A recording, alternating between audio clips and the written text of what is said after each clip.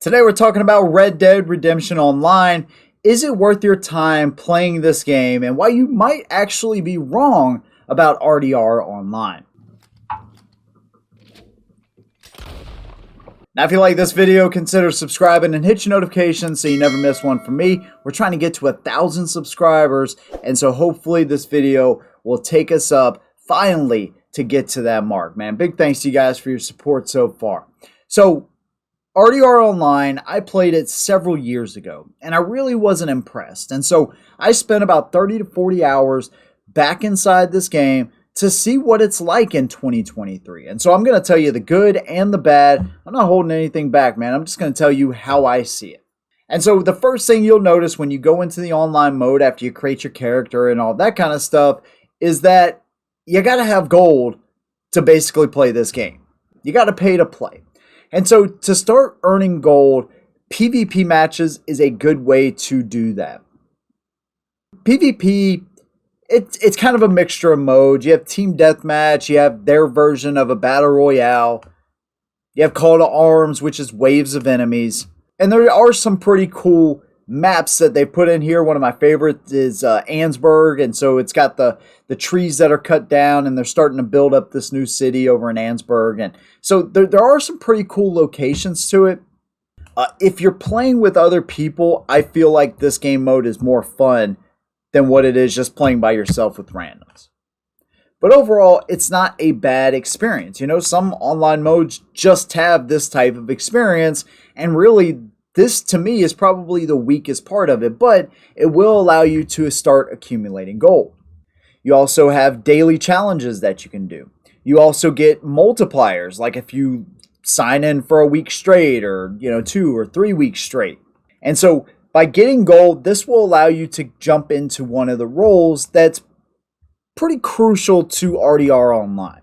You have the naturalist role, where basically you're going around taking samples of animals. You have the bounty hunter, moonshiner. There's some pretty cool roles. And I think bounty hunter is a good one to start because those missions don't take a lot of time and you get rewarded with really good XP, gold, and cash in the game. Depending upon the level of the bounty that you're hunting, did you bring them back in dead or alive, will dictate how much you get in return. You also can buy an extended or upgraded bounty license, which will give you harder missions to complete, and of course more rewards on top of that. There's also some roles like the trader role that you have to complete in order to get the moonshiner role, or you can pay gold to kind of skip that part of the process, but you still have to pay the gold to become a moonshiner.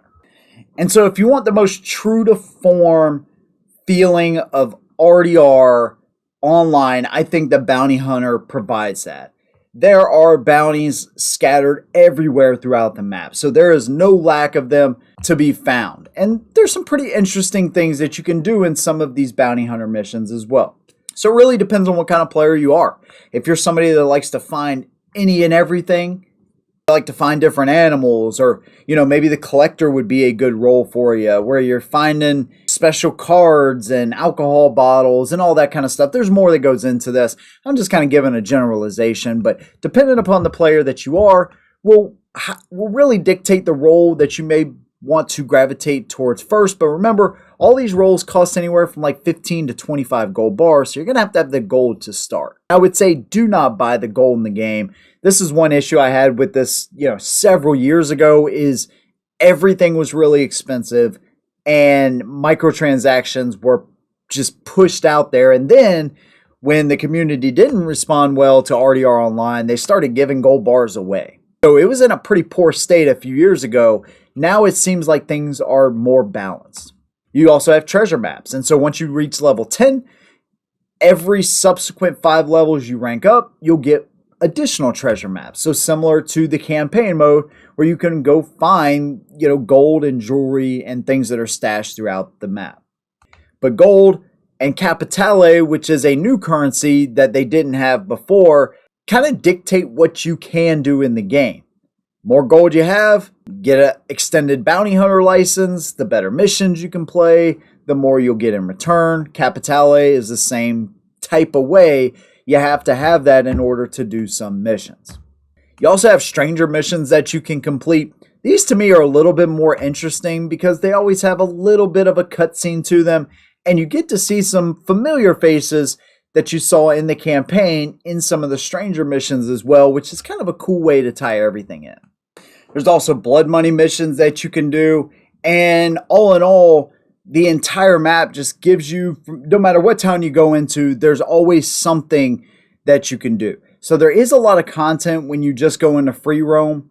So, yeah, I highly suggest getting a good horse, the fastest horse that you can, so that way you can save some of the time. But if you want to, you can always just press and hold your touchpad on PS5 while you're riding along. And, you know, if you don't have the ability to fast travel, then you could just press and hold that, and that will, you know, automate the process for you. But just remember, if there's rival players in the game, they can attack you pretty much at any time unless you change the setting that allows you to pretty much be left alone.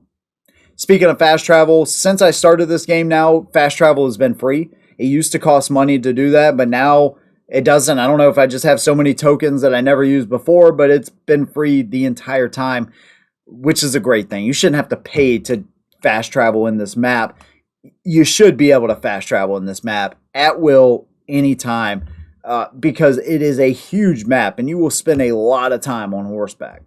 That's not always a bad thing because there are some chance encounters, not nearly as many as you get in the campaign, but every once in a while you'll see people dueling and one of the guys gets shot dead and, you know, whatever. So it's kind of a cool experience if you just kind of roam around. After a while though, it gets old and you're definitely going to want to use that fast travel post. Speaking of rival players, if you come across a posse and you're not in a posse yourself, stay away from them. You cannot trust anybody in this game, and that is a fact, dude.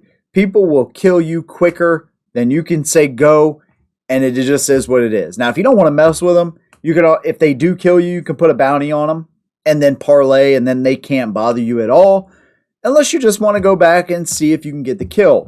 But somehow, some way, I've lost my ability to flick up and get quick headshots, and so that's something that I was working on, trying to get that back, but I got killed really quickly whenever I would come up against rival players in the game. Another thing that rival players can dictate is your ability to do missions.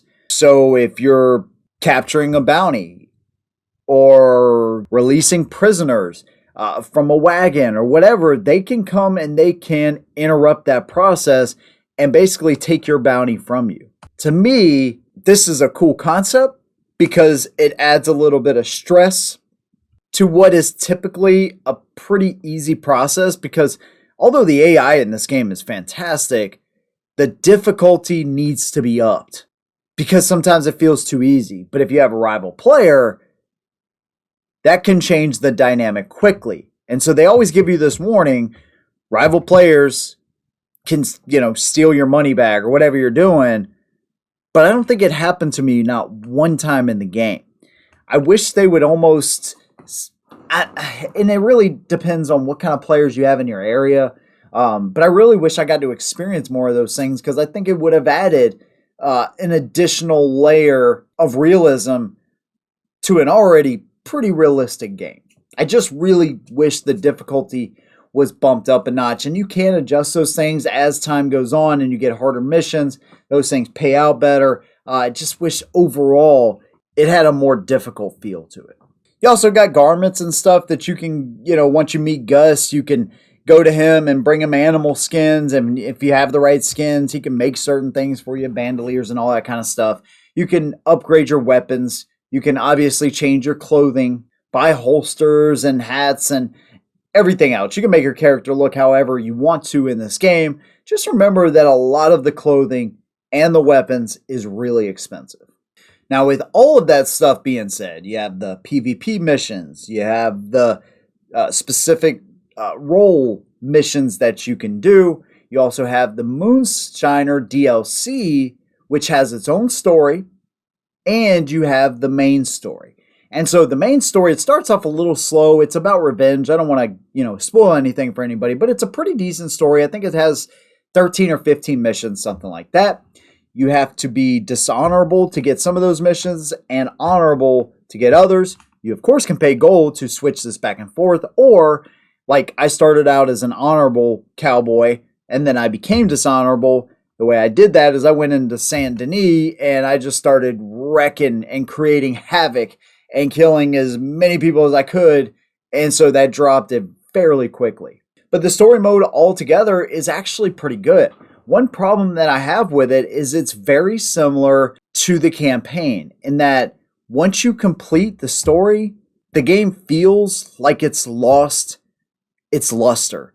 Like something's just missing there. And so I don't like that feeling. I didn't like it in the campaign, which is why I played this game twice, which for me to play through a game like this twice is really says a lot because I don't typically do that. And I played through this thing either 2 or 3 times. I really enjoyed the story, but once I completed the story, I really didn't do much outside of that.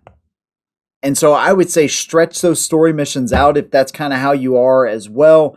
And, bounce between your bounty missions or your trader role or whatever role you're in, and then occasionally go back and forth to the story. You can't do the story missions like back to back to back. You have to wait some time in between.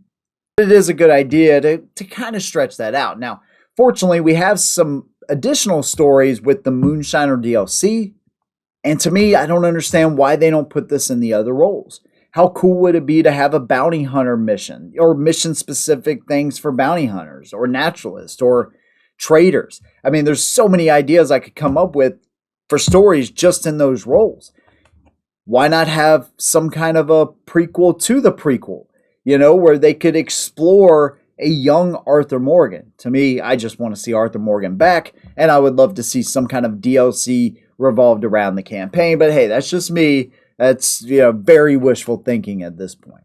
I just wish they would offer more stories because although it's not necessarily the heart of the game, it really does complete the online experience. I mean, you got to think you have basically campaign missions, free roam events, bounty hunter, trader roles, the Moonshiner DLC, and PvP all inside of this map. And while I believe the currency has been balanced pretty well, I think the chance encounters need to go up and be more frequent, but that are different than the campaign. I believe the difficulty needs to go up. And I wish there was a way to interject more players into the missions that you're doing to, like I said, add another level of stress to the missions you're already doing. I mean, how many games can you say in an online experience that you get this much content for? I spent 30 to 40 hours again in this game, and it went by quickly. There was some tedious things and some grinding here and there, and that's a part of it. But man, it just felt so natural to jump right back into the game and start creating havoc everywhere I went, going on bounty hunts, and it's a lot of fun, man. I'm really impressed, and I'm glad I went back to this game because my initial impressions were the PvP was okay, everything else was just like the story, but worse. Now I have a newfound appreciation for how much content you actually have in this game, and those that play Grand Theft Auto Online probably can concur with that because, that too has a lot that you can do inside of the game. For such an open world game set in the late 1800s, the world does feel alive for most of the time, and there's a ton of stuff to do. I'd love to hear your opinion on RDR Online now in 2023. What are your thoughts on it, man? What do you like? What don't you like in the game? Leave those things down below. If you like this video, maybe you'll like one of these other ones that I'll leave a card for you. Thank you guys for joining me. See you in the next one. And as always, hold 'em down.